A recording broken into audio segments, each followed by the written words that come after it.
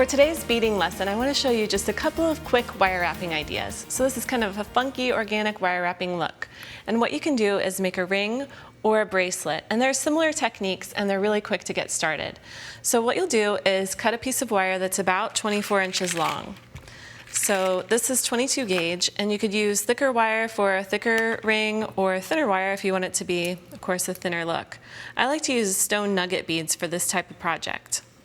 So I'm just stringing the bead to the center of my wire, and then I'm going to lay it over the top of a ring mandrel.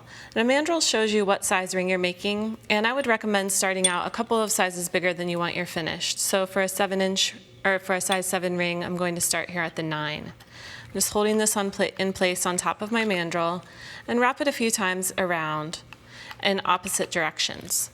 So I have my top wire and then my bottom wire, wrapping it around the mandrel here.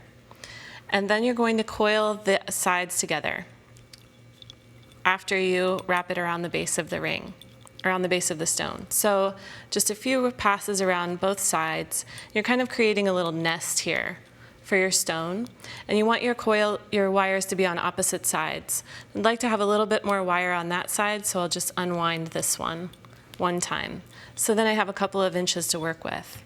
And now what you can do is take this end wire and coil it around the side here by your stone. And this holds your band together. And it doesn't have to be perfect looking. The idea is that this is a fun ring that you're just gonna whip up tonight and wear tomorrow.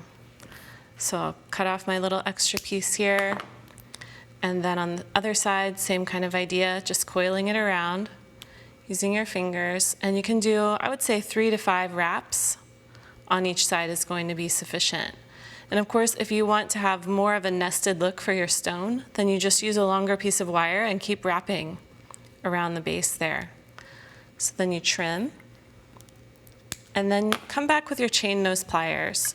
And chain nose is like a needle nose, but it's smooth inside.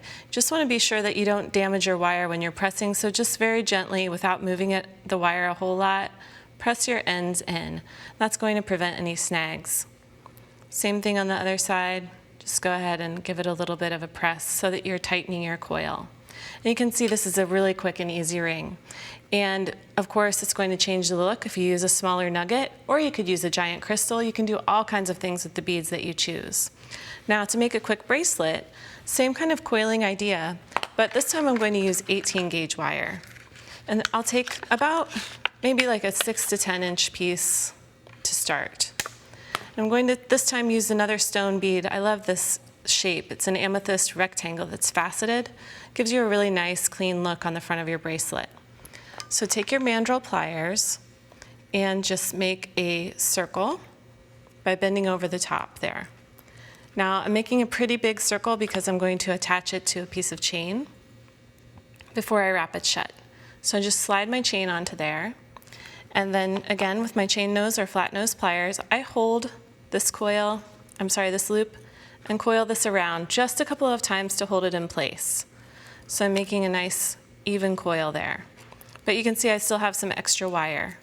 So now at the other end, I'm going to go ahead and make my loop here and attach it to my other chain. And then I'll coil that one shut as well.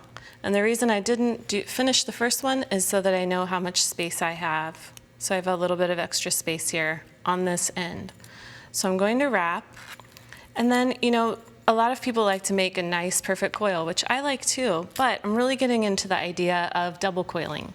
So here I'm going to begin, I've got my base layer of coil. Now I'm going to coil back over the top. And this is kind of mimicking the look of that bead, you know, since it's such a large statement piece. And I also have some big wire wrapping happening on the side there. So that one is done. I can just go ahead and trim my ends off here. And then I'm going to do the other side. So I'll use my chain nose pliers to hold it, and then finish my coil here, and then coil back over the top.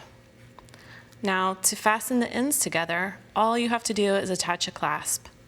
So I have my funky coil here, trim this, and then at the end, I can pick up my clasp and just using this chain that's unsoldered, I'll just open a link here at the end of the bracelet and place my clasp onto the chain and then use my pliers to close it shut. So these are just two really quick ideas that you can whip up for yourself, or these make great gifts too.